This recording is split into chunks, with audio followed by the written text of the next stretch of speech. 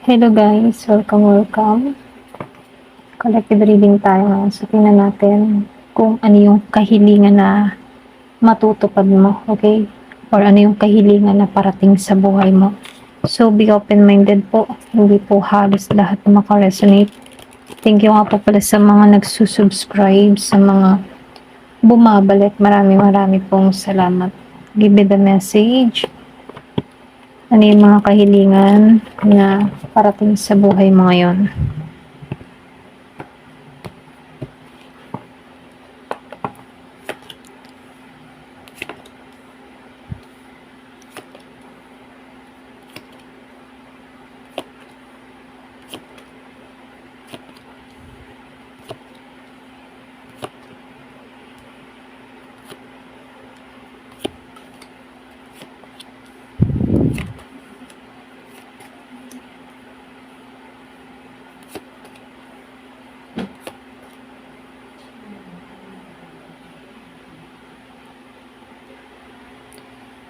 So, dito, meron akong nakikita dito na Gemini, Libra, and Aquarius. Meron din ditong Virgo, Capricorn, Taurus, Scorpio, Cancer, and Pisces. So, meron din akong nakikita dito na Aries, Leo, Sagittarius. Halos lahat, ito lang nakikita ko. So, dito, lumabas tong The World. Meron akong nakikita ditong cycle na matatapos na sa'yo. Kumbaga, kung meron kang iniintay dito na gusto mo nang mangyari o gusto mo nang matapos dito or gusto mo nang tanggalan dito. So, meron kang aalisan na dito. Para bang may chapter dito na sa buhay mo na magsasarado na. Okay? Para bang ready ka na sa bagong phase or bagong chapter ng buhay mo, no? So, ito yung hinihiling mo. Pwedeng yung iba sa inyo, hinihiling mo na matapos na lahat ng pagsubok mo sa buhay, lahat ng mga pain, sakit na yan. Kumbaga, nakikita ko dito, merong matatapos na. At ito yung kahilingan mo na malapit mo nang mamanifest dito sa The World of Right. So, dito, meron lang ditong konting delay, kaya dito sinasabihan ka dito, huwag kang mag-hesitate, huwag kang mag-alinlangan. Kasi nakikitaan ko dito, kahit ba merong parating na sa'yo, hindi siya mabilis yung pagdating ng hiling mo dito. Pwedeng meron ka din tao dito na hinihiling na pwedeng kausapin ka or bumalik sa'yo. Pero nakikitaan ko dito, meron lang konting delay kung meron kang hinihiling na tao rito, no? Kumbaga, yung sa inyo kasi, merong nangyari sa inyo dito, pwedeng miscommunication or pwedeng naging problema ninyong dalawa rito. Pero nakikitaan ko dito, meron ditong tao na nag-iisip, okay? Nag-iisip siya, kaya lang may pagdadalawang isip siya kung tutungo ba sa'yo o hindi, no? So, lumalabas din dito, meron lang nakikitang hidden agenda dito sa Seven of Swords or pwedeng pagtatago. Kumbaga, siya yung klase ng tao na hindi siya fully open. May sikreto or pwedeng merong hindi sinabi sa'yo. Ito rin nakikita ko, para bang merong sinabi pero hindi lahat sinabi yung totoo. Ganon. So, dito,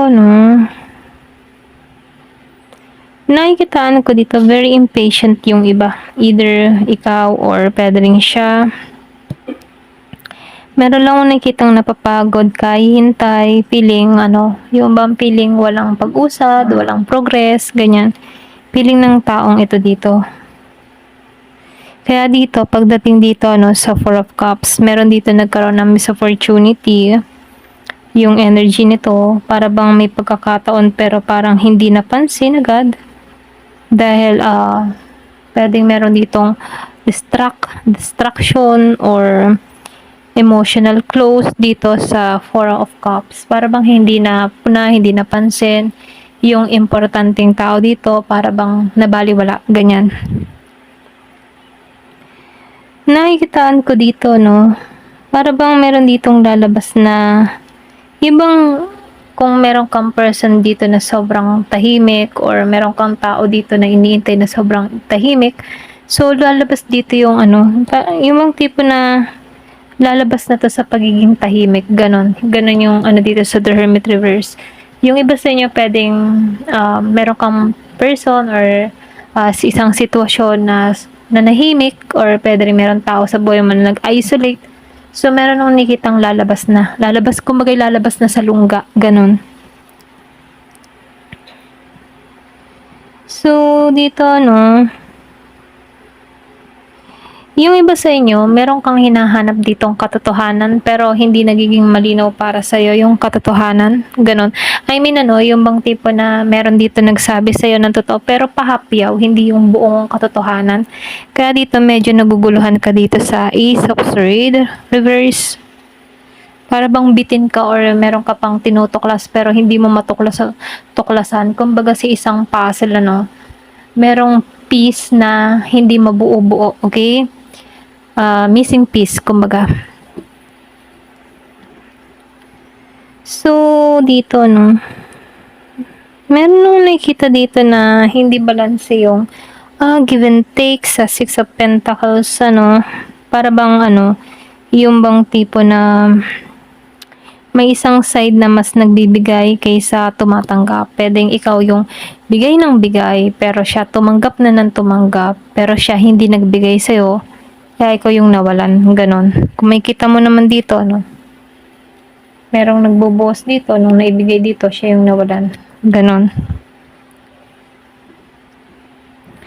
So, lumalabas lang din dito, kahit ganon pa man, nakikitaan ko dito sa inyo, yung iba sa inyo, malakas yung iyong pakaramdam, malakas yung intuition mo. So, kilala mo tong malalim, I mean, yung bang tipo na sa kalakasan ng intuition mo, nafe-feel mo kung ano yung lalim ng intention mo sa'yo. Ganon. So, lumalabas din dito, na kahit hindi obvious yung tao, nahalata mo kapag may tinatago. Okay?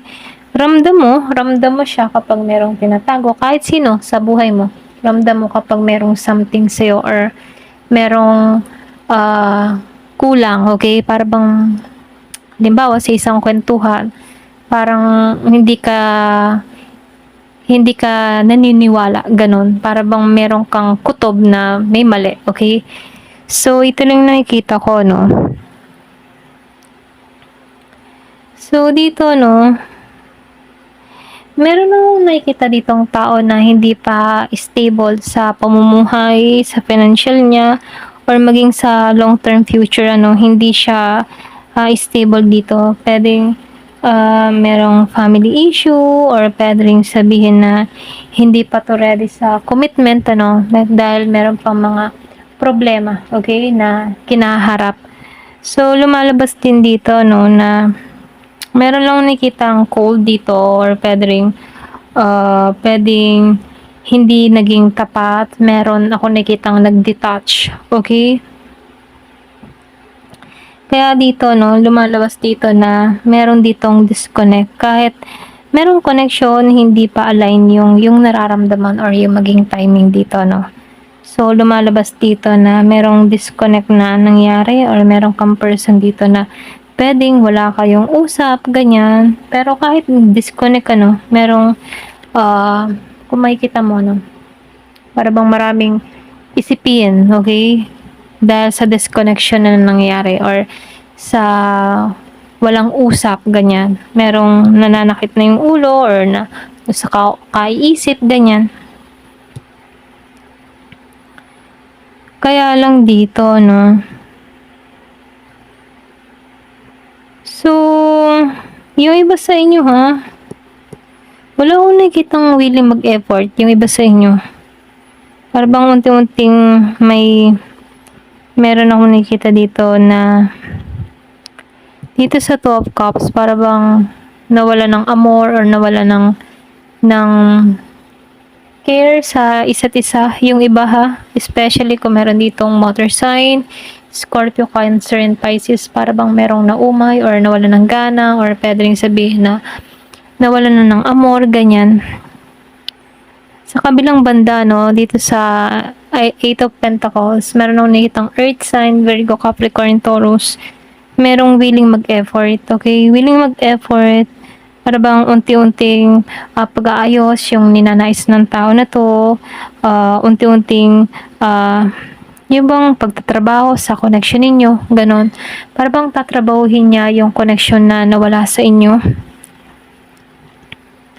So, hindi ito basta teamwork lang kasi nakikitaan ko dito yung iba naman sa inyo, merong misunderstanding kung bakit hindi kayo nagkaayos or nagkasundo, para bang merong nangyari dito na hindi na ipaliwanag yung sarili, okay? Pero dito, lumalabas dito, meron lang ako nakikitang insecure na tao. Either ikaw or siya dito, para bang nawalan ng confidence sa connection.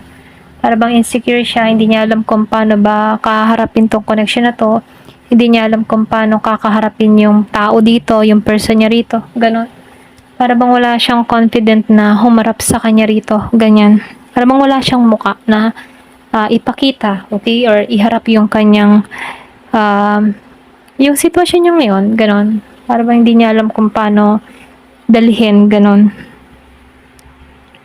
So, lumalabas hindi siya random dito, pero meron akong nakita dito na meron parating sa'yo, ready na yung version ng tao na to. Kumbaga, hinihiling niya dito na maging okay ng lahat. Or pwede rin ikaw, meron kang hinihiling dito na tao na gusto mo magbalik, gusto mo makipag-ayos, or something na gusto mo maging okay kayong dalawa ulit, ganyan.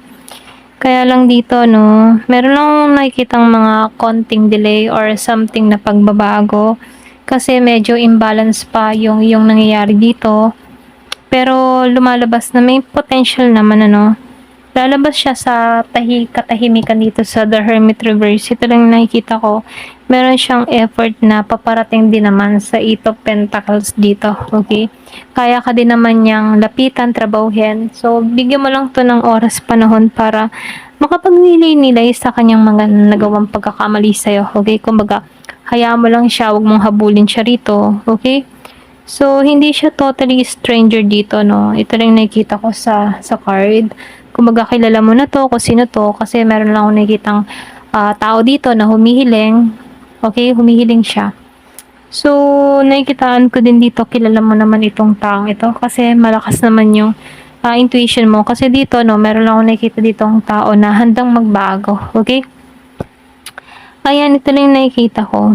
Ayan. Sa panahon ngayon, hindi pa kayo naka-align sa isa't isa. Pwede, yung isa sa inyo, marami pa siyang mga problema sa buhay, personal problem, or pwede rin financial problem, family, ganyan. And then, yung isa naman, pwedeng ready na. Okay, ready na sa relasyong ito, or pwede rin hinihiling itong person na magbalik sa kanya rito, ganyan. So, ito lang nakikita ko. So, hindi halos lahat makaka-resonate. Piliin niyo lamang kung alin part yung makaka-resonate kayo dito. Kasi, hindi halos lahat ay alam mo yun, tutumbukin kayo ng reading na to. Okay? Ayan. Hanggang dito na lamang po. Thank you for watching. Love and peace.